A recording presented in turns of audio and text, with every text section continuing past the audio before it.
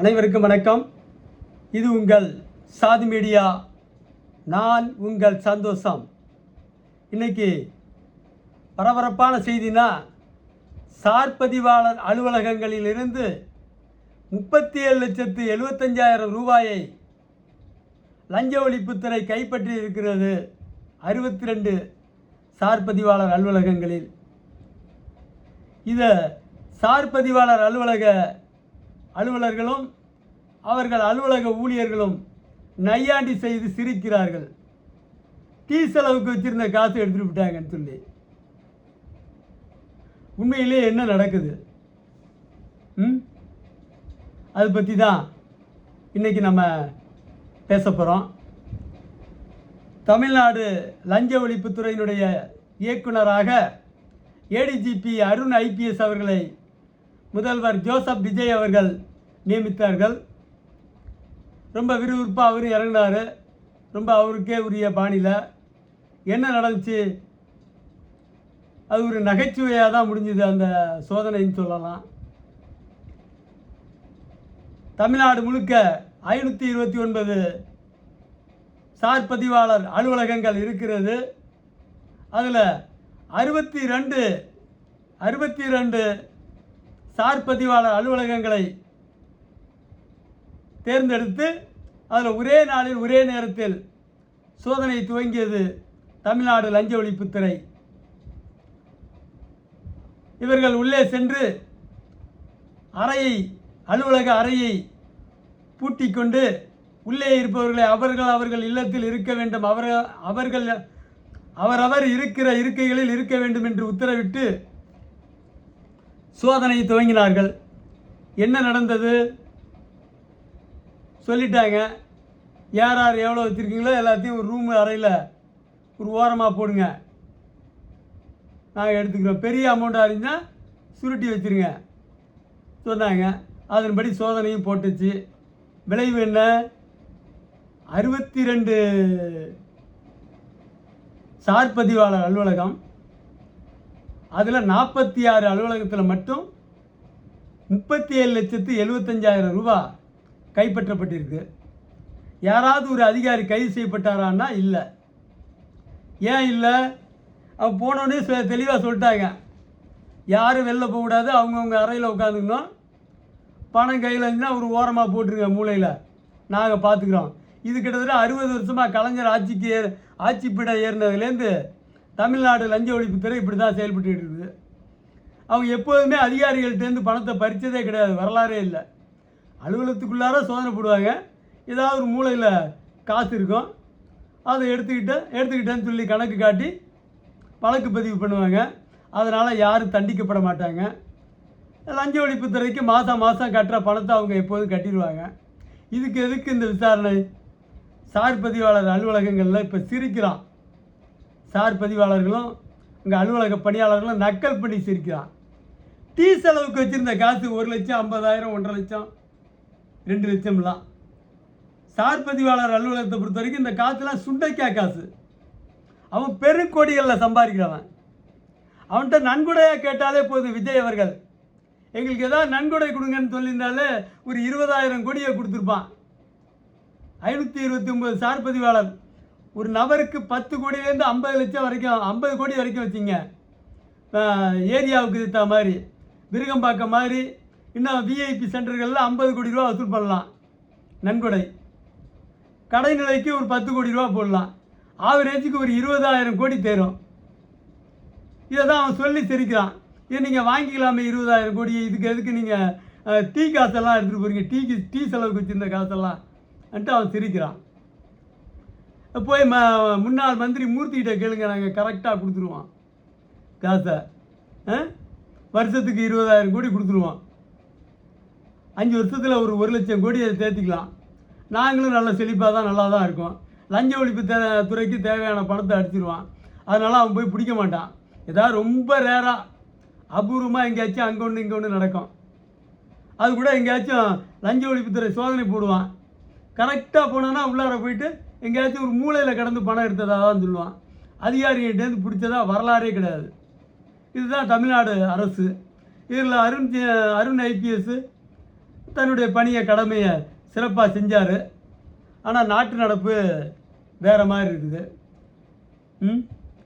விஜய் அவர்கள் என்ன செய்ய போகிறார்? ஒன்றும் இல்லை. இப்போ பிடிச்ச 62 சார் பதிவாளர் இல்லங்களில் சோதனை போட்டிருந்தாலே குடும்பத்துக்கு சராசரியாக 5000 கோடி ரூபா சிக்கும். கிட்டத்தட்ட 3,10,000 கோடியை கைப்பற்றிருக்கலாம். தங்க நகைகள் கிலோவா இந்த 62 பேர்த்தையும் டன் கணக்கில் எடுத்துக்கலாம். அவ்வளோ தங்கம் வச்சுருப்பான். கையாடல் பண்ண பணம் கட்டாக வீடுகளில் அடுக்கி வச்சுருப்பான். எங்கெங்கே அடுக்கி வச்சுருப்பான் தெரியாது, அடுக்கியிருப்பான். அதெல்லாம் விட்டுட்டு அவன் மூளையில் போட்டான், எங்கேயோ அரை மூளையில் கடந்துச்சின்னு சொல்லி ஒரு 37 லட்சம் ரூபாயை அடையாளம் காட்டினது விஜய் அரசுக்கு ஒரு கேலி கூத்தாக தான் முடிஞ்சு போச்சு. அடுத்தது என்ன செய்ய போகிறார்? 529 சார் பதிவாளர்கள் எப்படி கேட்டாலும் சராசரி, நான் பலமுறை என்னுடைய காணொலிகளில் பேசியிருப்பேன், 5000 கோடியிலேருந்து 20,000 கோடி வரைக்கும் சம்பாதிக்கிற துறைனா நம்பர் 1 பத்திரப்பதிவுத்துறை, 2வது லஞ்ச ஒழிப்புத்துறை. லஞ்ச ஒழிப்புத்துறை அதிகாரிகளை பிடிச்சா அவன்கிட்ட இருக்கும் எக்கச்சக்கமான 5000 கோடியிலேருந்து 20,000 கோடி வரைக்கும். ஆனால் அவனை பிடிக்கிறது, அப்புறம் அதுக்கு மேலே பிடிக்கிறதுக்கு யார் இருக்கா? ஆள் இல்லை. இப்போ பத்திரப்பதிவுத்துறையில் முறையாக பிடிச்சிருந்தா இத்தனை பேருக்கும் கிட்டத்தட்ட ஒரு 26 லட்சம் கோடியாக சிக்கும். நான் சொல்கிறது ரொம்ப மிக சொற்பமான தொகை. அது 50 லட்சம் கோடியாக கூட அவசரம். 25 லட்சம் கோடி, 26 லட்சம் கோடி கம்பல்சரி மிக குறைந்த அளவு சிக்கும். இதெல்லாம் யார் நடவடிக்கை எடுக்கிறது? தமிழ்நாடே இன்றைக்கி ஏதோ ஒரு லஞ்சத்துக்கு எதிராக நடவடிக்கை எடுத்துகிற மாதிரி ஒரு பாவனை காட்டிகிட்டு இருக்காங்க. உண்மையிலேயே இதுக்கு சரியான நடவடிக்கை எடுக்கணும்னா என்ன கேட்டால், இந்த நடவடிக்கை குழுவுக்கு சவுக்கு சங்கரை போடணும். சவுக்கு சங்கரை தூக்கி இந்த நடவடிக்கை குழுவினுடைய தலைவராக போடணும். அவர் வழிகாட்டுதலில் இந்த நடவடிக்கை இருந்தால் இன்னும் கொஞ்சம் நல்லாயிருக்கும் நான் நினைக்கிறேன். லஞ்ச ஒழிப்புத்துறை எங்கேயாச்சும் போய் ஒரு ராமநாதபுரத்தில் ஒருத்தன் 50 லட்சம் ரூபா கேட்டு 28 லட்சம் ரூபா வாங்கியிருக்கான். 50 லட்சம் கேட்டு 28 லட்சம். அவன் வீட்டில் சோதனை போட்டாங்களான்னா இன்றைக்கு வரைக்கும் இல்லை. இந்த 62 பேர் இடங்களில் இப்போ 37 லட்சம் கைப்பற்றிருக்காங்கிறான். அதுலேயும் 46 இடங்களில் தான், மீதி 16 இடங்களில் காசே இல்லை. பாவம் ஏழைங்க இருக்கிற இடம். இவன் வசூல் அது சோதனை போனவங்கள ஒரு 10 பேர் இருக்காங்கன்னு வச்சுங்க. ஆளுக்கு ஒரு 5000 ரூபா போட்டு 500 ரூபா போட்டு ஒரு 5000 ரூபாய் டீ செலவுக்கு கொடுத்துருந்துருக்கலாம் அந்த அலுவலகத்துக்கு. என்ன விசாரணை? ஆட்சி மாறிச்சு, ஆனால் காட்சி மாறினா மாதிரி தெரியல. கடந்த 5 வருஷத்தில் 15 லட்சம் கோடி அளவுக்கு திமுக அரசு ஊழலில் ஈடுபட்டிருக்குது. நடவடிக்கை இல்லை. பொன்முடின்னு ஒருத்தர் 1 லட்சம் கோடிக்கு சொத்து குவிச்ச ஒரு மாமனிதர், அவர் மேலே இருக்கிற வழக்கு 1.25 கோடி. இதில் ஒரு வேடிக்கை என்ன தெரியுமா? 67 சொத்துக்களுடைய மதிப்பு 50 லட்சம் கோடி. 50 லட்சம் 67 சொத்துக்கள் எங்கே இருக்குது? சென்னை போன்ற பெருநகரங்களில் விஐபி சென்டரில் இருக்கிற மனைகள், வீட்டு மனைகள், வீடு எல்லாம் சேர்ந்து. சென்னையில் ஒரு வீட்டு மனையில் ஒரு கிரவுண்டு 8 கோடி 10 கோடிக்கு போகுது. அதுவும் விஐபி சென்டர்னால் 10 கோடி குறைச்சல் இல்லாமல் போகும். ஒரு 4 கிரவுண்டு வச்சுருந்தா கூட 40 கோடி ரூபா போகும். ஆனால் இந்த மாதிரி சொத்துக்களுடைய மதிப்பு 67 சொத்துக்களுடைய மதிப்பு 50 லட்சம் ரூபான்னு கணக்காட்டிருக்கான். இதுதான் யதார்த்தம். விஜய் அவர்கள் சரியான கவனத்தோட நடவடிக்கை எடுக்கணும். சார் பதிவாளர்களை பிடிச்சாலே பெருத்த தொகையை கைப்பற்றலாம். லஞ்ச ஒழிப்புத்துறை நடத்துனதுங்கிறது ஒரு நாடகம்தான். நிறைய நனையாமல் குளிப்பாட்டுறதுன்னு சொல்லுவாங்க. அது மாதிரி இவங்க உள்ளார போனதுக்கு சாத்த சொல்லிவிட்டு ரூமில் எங்கேயாச்சும் ஓரத்தில் கிடந்த பணம் மட்டும் இது. ஓரத்தில் கிடந்த பணம் 37,75,000 ரூபா. பெரிய அமௌண்ட் கிடச்சிருந்துச்சுன்னா அவங்ககிட்டயே ஒப்படைச்சிட்டு வந்திருப்பாங்க. ஒப்படைச்சிட்டு இவங்க ஏதாவது செலவுக்கு வாங்கிட்டு வந்திருப்பாங்க. இதில் 16 அலுவலகத்தில் காசே இல்லை. ஒரு கணக்கு எனக்கு தெரிஞ்ச ஒரு முதியவர் அவருடைய மகளுக்கு 1.25 சென்ட், அதாவது 375 சதுரடி நிலத்தை, தன்னுடைய நிலத்தை மகளுக்கு மாற்றி கொடுக்குறார் பட்டா.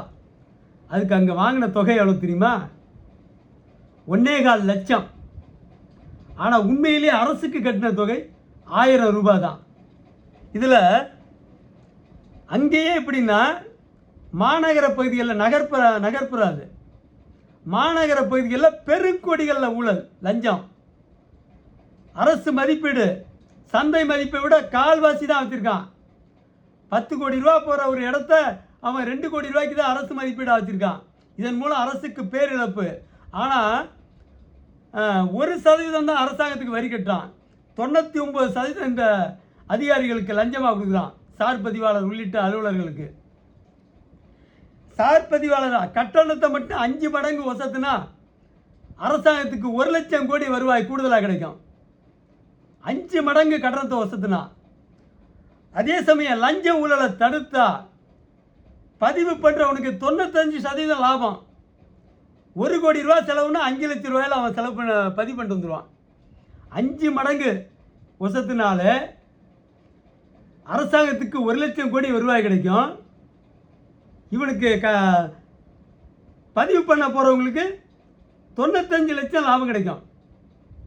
1 கோடி ரூபா பதிவு கட்டணும்னா 5 லட்சம் ரூபா, 1 கோடி ரூபா ஏற்கனவே செலவு பண்ணான்னா இப்போ 5 லட்சம் ரூபா செலவு பண்ணால் போதும். இதை உணர்ந்து முதல்வர் சிஎம் ஜோசப் விஜய் அவர்கள் இன்னும் கொஞ்சம் கூடுதல் கவனம் செலுத்தணும். என்னை போன்றவர்களிடமிருந்து, சவுக்கு சங்கர் போன்றவர்களிடமிருந்தும், அறப்போர் இயக்கம் ஜெயராமன் போன்றவர்களிடமும் ஆலோசனைகளை கேட்டு நேர்மையானவர்களை அங்கே நியமித்து லஞ்ச ஒழிப்பை ஈடுபடுத்த வேண்டும். லஞ்ச ஒழிப்பு நடவடிக்கையில் ஈடுபட வேண்டும். அதை விட்டுவிட்டு நரியை நனையாமல் குளிப்பாட்டுவதைப் போல நோகாமல் அவர்களுக்கு எந்தவித இழப்பும் இல்லாமல் அவர்கள் டீ செலவிற்கு வைத்திருந்த 2 லட்சம் 1 லட்சம் பணத்தை நாங்கள் கைப்பற்றிவிட்டோம் என்று சொல்வது தமிழ்நாட்டின் மிகப்பெரிய கேலிக்கூத்தான செயல் என்பதை முதல்வர் அவர்களின் கவனத்திற்கு கொண்டு வந்து, 1 பைசா வாங்க மாட்டேன், வாங்கவும் விட மாட்டேன் என்று சொன்ன அந்த உயர்ந்த லட்சியத்தை பாராட்டி, அந்த உயர்ந்த லட்சியமிக்க அந்த மனிதன் இதை கட்டுப்படுத்துவதற்கு தரமான தகுதியான மனிதர்களை அந்த இடத்தில் பொறுப்பிலே நியமிக்க வேண்டும் என்று சொல்லி, அவர்கள் அலுவலகத்தில் லஞ்ச ஒழிப்புத்துறை சோதனை போடுவதால் எந்த பயனும் இல்லை. சம்பந்தப்பட்ட அலுவலர்களின் கடைநிலை அலுவலர்கள் வரையிலான வீடுகளிலே சோதனை போட்டால் கிலோ கணக்கில், டன் கணக்கில் தங்கம் சிக்கும், கண்டெய்னர் கணக்கில் பணம் சிக்கும் என்பதை சொல்லி அரசுக்கும் வருவாய் இன்னும் ஒரு 1 லட்சம் கோடி கூடுதலாக கிடைக்கும் என்பதையும் சொல்லி முதல்வர் அவர்களை சரியான பாதையில், நேரான பாதையில் நடவடிக்கை எடுக்க சகாயம் ஐஏஎஸ் போன்றவர்களையும், ரவி ஐபிஎஸ் போன்றவர்களையும் துணையையும், அறப்போர் இயக்கம் ஜெயராமன் அவர்களையும், சவுக்கு சங்கர் அவர்களையும், என்னை போன்ற ஆர்வலர்களையும் பயன்படுத்தி கொள்ள வேண்டும் என்று சாது மீடியா சார்பாக சந்தோஷமாகிய நான் சொல்கிறேன். நன்றி கூறி விடைபெறுகிறேன். நன்றி, வணக்கம்.